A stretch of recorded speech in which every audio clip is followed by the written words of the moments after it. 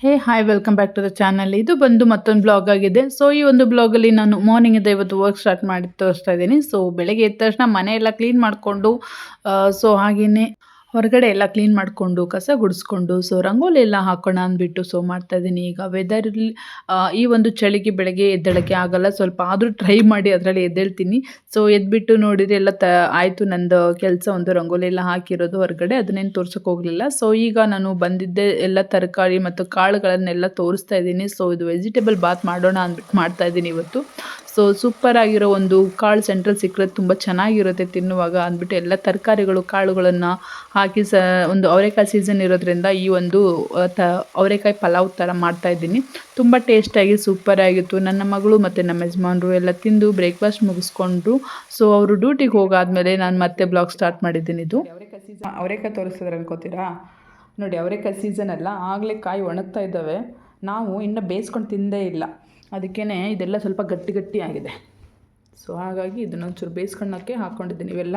So ಇಲ್ಲಿ ಅಷ್ಟೊಂದು ಚೆನ್ನಾಗಿಲ್ಲ, ಇದನ್ನು ಕಾಳೆಲ್ಲ ಬಿಡಿಸ್ಕೊಳ್ಳೋಕೆ ಇಟ್ಕೊಂಡಿದ್ದೀನಿ. ಸೊ ಇದು ಒಣಗಿರೋದು ಸಪ್ರೇಟ್ ಇಟ್ಕೊಂಡಿದ್ದೀನಿ. ಸ್ವಲ್ಪನೇ ಬಿಡಿಸ್ಬಿಟ್ಟಿಟ್ಟಿದ್ದೀನಿ, ಅದು ಸಿಪ್ಪೆ. ಇದು ಕ್ಯಾಲೆಂಡ್ರ್ ಬಂದು 2025 ಕ್ಯಾಲೆಂಡ್ರು. ಇನ್ನು ಇದ್ರ ಬೆಲೆ ಅಷ್ಟೇ, ಮನುಷ್ಯನ ಜೀವನ ಅಷ್ಟೇ ಅಲ್ವಾ, ಸಮ್ ಟೈಮ್ ಅದ್ರ ಬೆಲೆವರೆಗೂ ಮಾತ್ರನೇ. ಯಾವುದೋ ಒಂದು ಮನುಷ್ಯನ ಜೀವನ ಅಂತನಲ್ಲ, ಯಾವುದೇ ಒಂದು ವಸ್ತುಗೆ ಅದ್ರದ್ದು ಬೆಲೆ ಇರೋವರೆಗೂ ಮಾತ್ರನೇ ಅದು ಮೇಲಿರುತ್ತೆ. ಈ ಪ್ಲೇಸಲ್ಲಿ ಅದಿತ್ತು. ಈಗ ಇದು ಬಂದಿದೆ 2026 ಮೇಲೆ ಬಂದಿದೆ.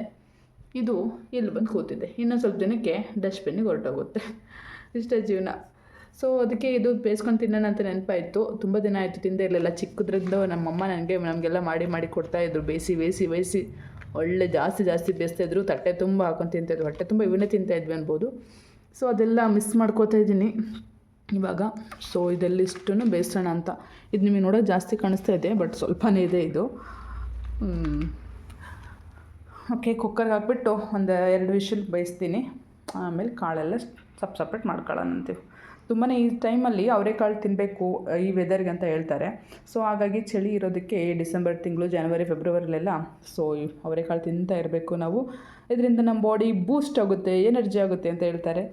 ಸೊ ಓಕೆ ಬನ್ನಿ ಹಾಗೆ ಬೇಯಕ್ಕಿಡೋಣಂತೆ. ಈಗ ಕುಕ್ಕರ್ಲಿ ಹಾಕಿಟ್ಟಿದ್ದೀನಿ. 2 ಸಲ ವಾಶ್ ಮಾಡಿದ್ದೀನಿ ಎಲ್ಲ ಚೆನ್ನಾಗಿ ನೀಟಾಗಿ. ಸೊ ಸ್ವಲ್ಪ ನೀರು ಹಾಕಿದ್ದೀನಿ, ಇಷ್ಟವರೆಗೂ ನೀರಿದೆ. ಸೊ ಇದಕ್ಕೆ ಮೇಲೆ ಒಂದು ಸ್ವಲ್ಪ ಕಲ್ಲುಪ್ಪು ಹಾಕಿಬಿಟ್ಟು ಸ್ವಲ್ಪ ಬೇಯಕ್ಕಿಟ್ರೆ 2 ವಿಷಲ್ ಮಾಡಿದರೆ ಸಾಕು. ಚೆನ್ನಾಗಿ ಬಿಸಿ ಆಗಿಬಿಡುತ್ತೆ ಅಲ್ವಾ, ಸಾಕಾಗಿ ಟೇಸ್ಟ್ ಇರುತ್ತೆ. ಬೆಂದಾದ್ಮೇಲೆ ತೋರಿಸ್ತೇನೆ ಅಂತೆ. ಫೈನಲಿ ಅವರೆಕಾಯಿ ಬೆಂದಾಯಿತು ನೋಡಿ.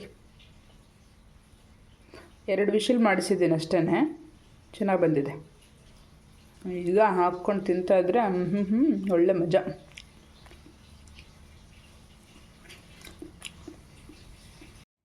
ಇದು ಸಾಯಂಕಾಲದ ಒಂದು ಬ್ಲಾಗು. ಸೊ ಸಾಯಂಕಾಲದಲ್ಲಿ ನನ್ನ ಮಗಳಿಗೆ ಅವಳು ಒಂದು ಫ್ರೆಂಡು ಸಿಕ್ಕಿದ್ಲು. ಸೊ ಅವಳು ಡ್ಯಾನ್ಸ್ ಕ್ಲಾಸಿಗೆ ಹಾಕಿದ್ದೀನಿ. ಸೊ ಹಾಗಾಗಿ ಅವಳು ಡ್ಯಾನ್ಸ್ ಕ್ಲಾಸಿಗೆ ಹೋಗಿ ಬಂದಮೇಲೆ ಇವಳು ಸೀದಾ ಆಟ ಆಡೋಕ್ಕೆ ಇಲ್ಲಿಗೆ ಬಂದಳು.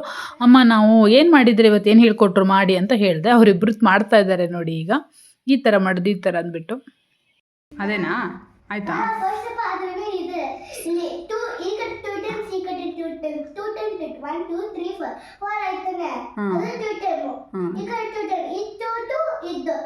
ಹೌದಾ, ಓಕೆ. 5th ಸ್ಟೆಪ್ ಆಯ್ತಲ್ಲ, 7th ಸ್ಟೆಪ್ ಮಾಡಿ. ನೋಡಿದ್ರಲ್ಲ ಫ್ರೆಂಡ್ಸ್, ಇಷ್ಟೊತ್ತಿನವರೆಗೂ ನನ್ನ ಮಗಳು ಒಂದು ಎಕ್ಸ್ಪ್ಲನೇಷನ್ ಯಾವ ಥರ ಮಾಡ್ತಾಯಿದ್ಲು ಅಂದ್ಬಿಟ್ಟು. ಸೊ ಅವಳು ಪ್ರತಿಯೊಂದಕ್ಕೂ ಇದೇ ಥರನೇ ಅವಳು ಎಕ್ಸ್ಪ್ಲೇನ್ ಮಾಡಿ ನೀಟಾಗಿ ಕ್ಲೀನಾಗಿ ತಿಳ್ಕೊಂಡು ಮಾಡ್ತಾಳೆ. ಸೊ ಅದೊಂಥರ ಖುಷಿ ಆಗುತ್ತೆ. ಅವಳು ಸ್ಕೂಲಲ್ಲೂ ಅಷ್ಟೇ, ಮನೇಲೂ ಅಷ್ಟೇ, ಎಲ್ಲ ಕಡೆಗೂ ಅಷ್ಟೇ ನೀಟಾಗಿ ಅರ್ಥ ಮಾಡ್ಕೊಂಬಿಟ್ಟು ಮಾಡ್ತಾಳೆ. ಅದೊಂಥರ ಚೆನ್ನಾಗಿ ಅನಿಸುತ್ತೆ, ಖುಷಿನೂ ಆಗುತ್ತೆ. ಇಷ್ಟು ಬೇಗ ಒಂದು ಸ್ವಲ್ಪ ಅರ್ಥ ಮಾಡಿಕೊಂಡು ಅಂತ ಕೆಪಾಸಿಟಿ ಬಂದುಬಿಟ್ಟಿದೆಯಲ್ಲಪ್ಪ ನನ್ನ ಮಗಳಿಗೆ ಅಂತ. ಸೊ ಅದಾದಮೇಲೆ ನಾನೀಗ ಮಾರ್ನಿಂಗ್ ನಿಮಗೆ ಅವರೆಕಾಯಿ ತೋರಿಸಿದ್ನಲ್ಲ, ಆ ಅವರೆಕಾಯಿನ ಎಲ್ಲ ಬಿಡಿಸ್ಬಿಟ್ಟಿದ್ದೆ ಕಾಳು ಸಪ್ರೇಟಾಗಿ. ಸೊ ಅದರಲ್ಲಿ ಚೆನ್ನಾಗಿರೋ ಅವರೆಕಾಯಿ ಗಟ್ಟಿ ಇರೋ ಅಂಥ ಕಾಳುಗಳನ್ನು ಮಾತ್ರ ಆರಿಸ್ಬಿಟ್ಟು ಎತ್ಕೊಂಡು ಈಗ ಇಲ್ಲಿ ಎಣ್ಣೆಲಿ ಹಾಕಿ ಫ್ರೈ ಮಾಡ್ತಾಯಿದ್ದೀನಿ. ಅವರೆಕಾಳು ಉಸುಳಿ ಅಂತ ಮಾಡ್ತಾರೆ. ಸೊ ಹಾಗಾಗಿ ನಾನು ಕೂಡ ಒಂದ್ಸರಿ ಟ್ರೈ ಮಾಡೋಣ ಅಂದ್ಬಿಟ್ಟು ಸೊ ಈಗ ಚೆನ್ನಾಗಿ ಎಣ್ಣೆಲಿ ಫ್ರೈ ಮಾಡ್ತಾಯಿದ್ದೀನಿ. ತುಂಬ ಚೆನ್ನಾಗಿ ಗಟ್ಟಿಯಾಗಿ ಸಿಪ್ಪೆ ಎಲ್ಲ ಬಿಡಬೇಕು, ಆ ಥರ ಟ್ರೈ ಮಾಡಬೇಕು ಇದನ್ನು ಅಂತ ಹೇಳ್ತಾರೆ. ಸೊ ನಾನು ಫಸ್ಟ್ ಟೈಮ್ ಮಾಡ್ತಾ ಇರೋದು. ಸೊ ಹಾಗಾಗಿ ಮಾಡ್ತಾಯಿದ್ದೀನಿ. ಅದ್ರ ಜೊತೆಗೆ ಈ ಒಂದು ನೆಲಗಡಲೆ, ಹಾಗೆಯೇ ಈ ಒಂದು ಅವರೆಕಾಳು ಬೀಜ, ಹಾಗೆಯೇ ಹುರ್ಗಡ್ಲೆ ಅಥವಾ ಪುಟಾಣಿ, ಸೊ ಇವನ್ನೆಲ್ಲ ಹುರಿದ್ಬಿಟ್ಟು ಇಟ್ಕೊಂಡಿದ್ದೀನಿ. ನೋಡಿ ತೋರಿಸ್ತಾ ಇದ್ದೀನಿ. ಇವನ್ನೆಲ್ಲ ಒಂದಕ್ಕೆ ಮಿಕ್ಸ್ ಮಾಡಿ ಇಟ್ಕೊಂಡೆ ಈಗ. ಸೊ ಮಿಕ್ಸ್ ಮಾಡಿ ಇಟ್ಕೊಂಡಿದ್ದಕ್ಕೆ ಮೇಲ್ಗಡೆ ಸ್ವಲ್ಪ ಉಪ್ಪು, ಹಾಗೆಯೇ ಸ್ವಲ್ಪ ಖಾರ ಪುಡಿ ಇಲ್ಲಾಂದರೆ ಕಾಳು ಮೆಣಸು ಹಾಕಿದ್ರೂ ನಡೆಯುತ್ತೆ. ಸೊ ಉಪ್ಪು, ಸ್ವಲ್ಪ ಖಾರ ಪುಡಿ, ಒಂದು ಸ್ವಲ್ಪ ಅರಿಶಿನ ಹಾಕಿಬಿಟ್ಟು ಸೊ ಈ ಥರ ಇಟ್ಕೊಂಡು ಎಲ್ಲ ಮಿಕ್ಸ್ ಮಾಡ್ಕೊಂಡ್ಬಿಟ್ರೆ ತುಂಬ ಟೇಸ್ಟಾಗಿ ಚೆನ್ನಾಗಿರೋ ಒಂದು ಅವರೆಕಾಳು ಉಸಳಿ ರೆಡಿ ಆಗುತ್ತೆ. ಇದಕ್ಕೆ ಅವಲಕ್ಕಿ ಕೂಡ, ಗಟ್ಟಿ ಅವಲಕ್ಕಿ ಕೂಡ ಫ್ರೈ ಮಾಡಿ ಹಾಕ್ತಾರೆ. ಡೈಲಿ ಸಾಯಂಕಾಲದ ಒಂದು ಸ್ನ್ಯಾಕ್ಸ್ ಟೈಮ್ಗಾಗಲಿ ಇಲ್ಲಾಂದರೆ ಅವಾಗವಾಗ ಕುತ್ಕೊಂಡಾಗ ನಾವು ಟೈಮ್ ಪಾಸ್ ಮಾಡುವಾಗ ಸೊ ಇವನು ಬಾಯಿಗೆ ಆಡ್ಕೊತ ಇದ್ರೆ ಈ ಒಂದು ಚಳಿಗಾಲಕ್ಕೆ ಒಳ್ಳೆ ಕರಮ್ ಅಂತ ತಿಂತಾ ಇದ್ರೆ ಉಪ್ಪು ಖಾರ ಹತ್ತಿರುತ್ತೆ ಚೆನ್ನಾಗಿ. ವಾವ್, ಸೂಪರ್ ಅನಿಸುತ್ತೆ. ಸೊ ಸಾಯಂಕಾಲ ಟೈಮಲ್ಲಿ ಒಳ್ಳೆ ಗರಮ್ ಆಗಿ ಏನಾದ್ರು ತಿನ್ನಬೇಕು ಅನ್ನಿಸ್ದಾಗ ಇದನ್ನೊಂದು ಮಾಡ್ಕೊಂಡು ತಿಂದರೆ ಸೂಪರ್ ಟೇಸ್ಟಾಗಿರುತ್ತೆ ಫ್ರೆಂಡ್. ಮತ್ತು ಗಿಣ್ಣು ಮಾಡೋಣ ಅಂದ್ಬಿಟ್ಟು ನನಗೆ ಗಿಣ್ಣು ಕೊಟ್ಟಿದ್ದರು, ಗೀಬು ಕೊಟ್ಟಿದ್ದರು. 2ನೇ ದಿನದ್ದು ಹಾಲಿದು. ಸೊ ಹಾಗಾಗಿ ನಾನು ಗಿಣ್ಣು ಮಾಡೋಣ ಅಂದ್ಬಿಟ್ಟು ಸೊ ಹಾಲನ್ನು ಫ್ರಿಜ್ಜಲ್ಲಿ ಇರ್ತಿದ್ದೆ, ಡೀಪ್ ಫ್ರಿಜ್ಜಲ್ಲೇ ಫುಲ್ ಗಟ್ಟಿ ಆಗಿಬಿಟ್ಟಿದ್ದು ಬಾಟ್ಲಲ್ಲಿ. ಸೊ ಬಂದಷ್ಟು ಹಾಕ್ಬಿಟ್ಟು ಮಾಡ್ತಾಯಿದ್ದೀನಿ ಈಗ. ಸೊ ಡೈಲಿ ಸ್ವಲ್ಪ ಮಾಡ್ಕೊಳ್ಳೋಣ ಅಂದ್ಬಿಟ್ಟು ಸೊ ಅದಕ್ಕೆ ಈಗ ಇಂಗ್ರೀಡಿಯೆಂಟ್ಸ್ ತೋರಿಸ್ತಾ ಇದ್ದೀನಿ ನೋಡಿ, ಈ ಥರ ಅಂದ್ಬಿಟ್ಟು. ಸೊ ನಾನೇನು ಅಷ್ಟು ಎಕ್ಸ್ಪರ್ಟ್ ಅಲ್ಲ, ಬಟ್ ಆದರೂ ನನಗೆ ಗೊತ್ತಿದ್ದಷ್ಟು ಮಾಡ್ತಾಯಿದ್ದೀನಿ. ಸ್ವಲ್ಪ ಹಾಲು, ಬೆಲ್ಲ, ಗೀಬ್ ಹಾಲು, ಮಾಮೂಲಿ ಹಾಲು ಮತ್ತು ಬೆಲ್ಲ, ಸ್ವಲ್ಪ ತುಪ್ಪ ತೊಗೊಂಡಿದ್ದೀನಿ. ಇದಕ್ಕೆ ಅಪ್ಲೈ ಮಾಡ್ಕೊಳ್ಳೋಣ ಅಂದ್ಬಿಟ್ಟು ಈ ಒಂದು ಬೌಲಿಗೆ. ಸೊ ಇದನ್ನು ಏನು ಮಾಡ್ತೀನಿ ಅಂದರೆ ಸೊ ಈ ಹಾಲನ್ನು ಚೆನ್ನಾಗಿರೋ ಹಾಲಿದೆಯಲ್ಲ, ನಾರ್ಮಲ್ ಹಾಲು, ಅದನ್ನು ಗೀಬಿನ ಹಾಲಿಗೆ ಹಾಕೋದು. ಈ ಹಾಲು ಆ್ಯಕ್ಚುಲಿ ಪಾಕೆಟ್ ಹಾಲು, ಹಾಗೆ ಡೈರೆಕ್ಟಾಗಿ ಹಾಕಬೇಕು, ನಾವು ನೀರು ಹಾಕ್ತಾನೆ ಹಾಕಬೇಕು ಅಂತ ಹೇಳ್ತಾರೆ.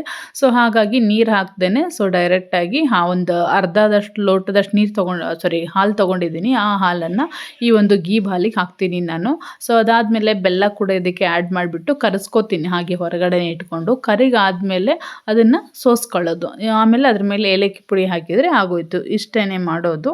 ಅದನ್ನು ಸ್ವಲ್ಪ ನಾವು ಒಂದು ಪಾತ್ರೆಯಲ್ಲಿ ಇಟ್ಬಿಟ್ಟು, ಈಗ ನಾನಿಲ್ಲಿ ಈ ಒಂದು ಪಾತ್ರೆ ಇಡ್ಲಿ ಬೇಯಿಸ್ತೀನಿ. ಇದರಲ್ಲಿ ಒಂದು ಇಡ್ಲಿ ಪಾತ್ರೆ ಅಂದ್ಬಿಟ್ಟು ಸೊ ಅದರೊಳಗಡೆ ಕೆಳಗಡೆ ಸ್ವಲ್ಪ ನೀರು ಹಾಕಿಬಿಟ್ಟು ಅದ್ರ ಮೇಲೆ ಒಂದು ಈ ಥರ ಸ್ಟ್ಯಾಂಡ್ ಇಟ್ಬಿಟ್ಟು ಇಡ್ತಾ ಇದ್ದೀನಿ. ಆ್ಯಕ್ಚುಲಿ ನೀರೊಳಗಡೆ ಇಡಬೇಕು ಅಂತ ಹೇಳ್ತಾರೆ. ನೋಡೋಣ, ನಾನು ಇವತ್ತು ಈ ಥರ ಸ್ಟ್ಯಾಂಡ್ ಮೇಲೆ ಇಟ್ಬಿಟ್ಟು, ಯಾಕಂದರೆ ನೀರು ಬೀಳಬಾರ್ದು ಅಂತ ಹೇಳ್ತಾರೆ. ಸೊ ಹಾಗಾಗಿ ಅದ್ರ ಮೇಲೇ ಈ ಥರ ಇಟ್ಬಿಟ್ಟು ಸೊ ನೋಡೋಣ ಅಂದ್ಬಿಟ್ಟು ಇವತ್ತು ಮಾಡ್ತಾಯಿದ್ದೀನಿ. ಇದ್ರ ಮೇಲೆ ಹಾಗೆಯೇ ಇದು ಮುಚ್ಚೋಣ ಅಂತ ಅನ್ನಿಸ್ತು, ಸ್ವಲ್ಪ ಹೊತ್ತು ಮುಚ್ಚಿಬಿಟ್ಟು ಇಡೋಣ ಅಂದ್ಬಿಟ್ಟು ಅದ್ರ ಮೇಲೆ ಲಿಡ್ಡನ್ನು ಕೂಡ ಕ್ಲೋಸ್ ಮಾಡಿ ಇಡ್ತೀನಿ ನಾನೀಗ.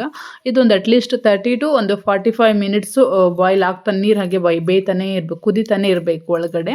ಸೊ ಆವಾಗ ಇದು ಒಂದು ಕನ್ಸಿಸ್ಟೆನ್ಸಿಯಾಗಿ ಬರುತ್ತೆ ಅಂತ ಹೇಳ್ತಾರೆ. ಸೊ ಅದಾದಮೇಲೆ ಫೈನಲಿ ನೋಡಿ ನಾನೀಗ ತೋರಿಸ್ತಾ ಇದ್ದೀನಲ್ಲ, ಸೊ ಈ ಥರ ಫೈನಲಿ ಬಂತು. ಸೂಪರ್ ಆಗಿತ್ತು, ಒಳ್ಳೆ ಮರಳು ಥರ, ಹಾಗೇನೆ ಎತ್ಕೊಂಡು ತಿನ್ಬೋದು ಆ ಥರ ಆಗಿತ್ತು, ಚೆನ್ನಾಗಿ ಅನಿಸ್ತಾ ಇತ್ತು. ಸೊ ತುಂಬ ಗಟ್ಟಿಯಾಗಿ ಮಾತ್ರ ಬರಲಿಲ್ಲ, ಯಾಕಂದರೆ ಸೆಕೆಂಡ್ ಡೇ ಅಲ್ಲ, ಫಸ್ಟಿನ ದಿನ ಕರು ಹಾಕಿದ ತಕ್ಷಣವೇ ಕರಿದು ಬಿಟ್ಟು ಕೊಡ್ತಾರಲ್ಲ, ಆ ಹಾಲು ತುಂಬ ಚೆನ್ನಾಗಿರುತ್ತೆ ಅಂತ ಹೇಳ್ತಾರೆ. ಇದು ಇದೇ ಥರನೇ ಹಚ್ಕೊಂಡು ತಿಂತೀವಲ್ಲ, ಚಪಾತಿ, ಪರೋಟ, ಪೂರಿ ಈ ಥರ ಎಲ್ಲ, ಅದು ಕೂಡ ಸಖತ್ತಾಗಿದೆ. ಹಿಂಗೆ ಇಟ್ಟರೆ ಹಿಂಗೆ ಗುಳುಕ್ಕಂತ ಹೋಗ್ತಾ ಇದೆ ಚೆನ್ನಾಗಿ.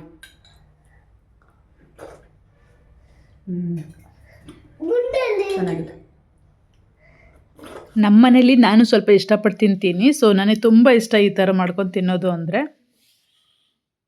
ಈ ಬ್ಲಾಗನ್ನು ಇಲ್ಲಿಗೆ ಎಂಡ್ ಮಾಡ್ತಾ ಇದ್ದೀನಿ. ನೋಡಿದ್ದಕ್ಕೆ ಪ್ರತಿಯೊಬ್ಬರಿಗೂ ಧನ್ಯವಾದ. ದಯವಿಟ್ಟು ಸಬ್ಸ್ಕ್ರೈಬ್ ಮಾಡ್ಕೊಂಡು ನೋಡಿ. Thank you so much. ಸಿಗೋಣ ಮತ್ತೊಂದು ಬ್ಲಾಗ್.